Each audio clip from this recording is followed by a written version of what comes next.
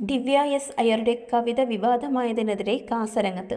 യേശുക്രിസ്തുവിനെക്കുറിച്ച് കവയിത്രി ദിവ്യ S Iyer എഴുതിയ കവിതയെ ചുറ്റിപ്പറ്റിയുണ്ടായ വിവാദങ്ങൾക്ക് പിന്നാലെ കാസ പ്രതികരണം പുറത്തുവിട്ടു. യേശു കറുത്തവർഗക്കാരനായിരുന്നുവെന്ന് സ്ഥാപിക്കുന്ന രീതിയിലാണ് ദിവ്യ എസ് അയ്യരുടെ കവിത. എന്നാൽ ഇതിനെതിരെ സമൂഹത്തിൽ നിന്നും ചില പ്രതികരണങ്ങൾ ഉയർന്നതോടെ അതിനെ ആവിഷ്കാര സ്വാതന്ത്ര്യമെന്നോ അല്ലെങ്കിൽ സ്വന്തം ക്രിസ്തുദർശനമെന്നോ കാണേണ്ടതാണെന്ന് കാസ വ്യക്തമാക്കി. യേശു ഒരു കറുത്ത വർഗക്കാരനായിരുന്നു എന്നതിന് 3 നല്ല വാദങ്ങളുണ്ട്. 1, അവനെല്ലാവരെയും സഹോദര എന്ന് വിളിച്ചിരുന്നു. 2, അവൻ സുവിശേഷം പറയുവാൻ ഇഷ്ടപ്പെട്ടു. 3, അവന് നല്ല ഒരു വിചാരണ ലഭിച്ചില്ല. നിങ്ങൾക്ക് ഒന്നുകൊണ്ടും ഭയക്കേണ്ട ആവശ്യമില്ല. എന്തുകൊണ്ടെന്നാൽ നിങ്ങളുടെ വീട്ടിലേക്ക് ഒരു ക്രിസ്ത്യൻ സംഘടനയും മാർച്ച് നടത്തില്ല.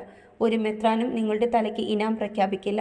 നിങ്ങൾ ക്രിസ്തുവിനെ അവഹേളിച്ചു എന്ന് പറഞ്ഞ് പൊതുസമൂഹത്തിന് മുന്നിൽ വെച്ച് നിങ്ങളുടെ വലത് കൈയും ഇടതു കാലും ആരും വെട്ടിയെടുക്കാൻ ശ്രമിക്കില്ല. നിങ്ങളെ ഭീഷണിപ്പെടുത്തി മാപ്പ് പറയിക്കാനും ആരും വരികയില്ല. കാരണം നിങ്ങൾ അവഹേളിച്ചത് ക്രിസ്ത്യൻ സമൂഹം ആരാധിക്കുന്ന സത്യ ഏകദൈവമായ യേശു ക്രിസ്തുവിനെയാണ് എന്ന് കാസ പ്രതികരണത്തിൽ വ്യക്തമാക്കി. ക്രിസ്തുവിന്റെ അനുയായികൾക്ക് ഇതുപോലൊരു പ്രവൃത്തി നടത്താനാവില്ലെന്നും ഞങ്ങളുടെ ദൈവം ഞങ്ങളെ അതല്ല പഠിപ്പിച്ചതെന്നും കാസ പ്രതികരിച്ചു.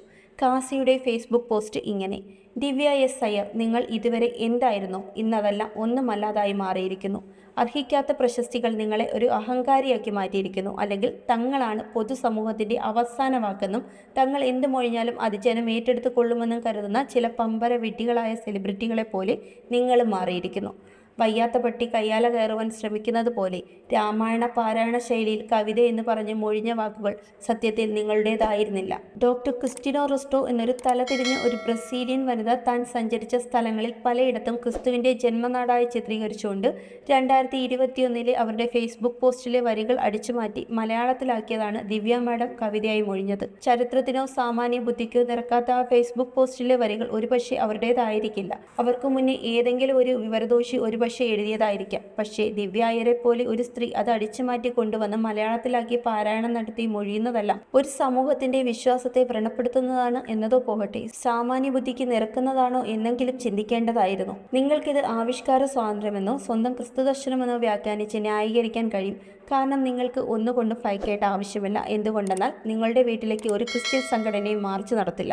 ഒരു മെത്രാനും നിങ്ങളുടെ തലയ്ക്ക് ഇനാം പ്രഖ്യാപിക്കില്ല. നിങ്ങൾ ക്രിസ്തുവിനെ അവഹേളിച്ചു എന്ന് പറഞ്ഞ് പൊതുസമൂഹത്തിന് മുൻപിൽ വെച്ച് നിങ്ങളുടെ വലത് കൈയും ഇടതു കാലും ആരും വെട്ടിയെടുക്കാൻ ശ്രമിക്കില്ല. എന്തിന്? നിങ്ങളെ ഭീഷണിപ്പെടുത്തി മാപ്പ് പറയിക്കാൻ പോലും ആരും തയ്യാറാവില്ല. കാരണം നിങ്ങൾ അവഹേളിച്ചത് ക്രിസ്ത്യൻ സമുദായം ആരാധിക്കുന്ന സത്യ ഏകദൈവമായ യേശു ക്രിസ്തുവിനെയാണ്. ഇങ്ങനെ പോകുന്നു കാസയുടെ ഫേസ്ബുക്ക് കുറിപ്പ്. Zag news, Thiruvananthapuram. നേരിന്റെ വാർത്തകൾ നിങ്ങളുടെ വിരൽത്തുമ്പിലെത്താനായി സാഗ് ന്യൂസ് ചാനൽ സബ്സ്ക്രൈബ് ചെയ്തും ഷെയർ ചെയ്തും ഒരു ശരിയായ മാധ്യമ നിലപാടിനൊപ്പം നിൽക്കാൻ ഞങ്ങൾ നിങ്ങളെ ക്ഷണിക്കുന്നു.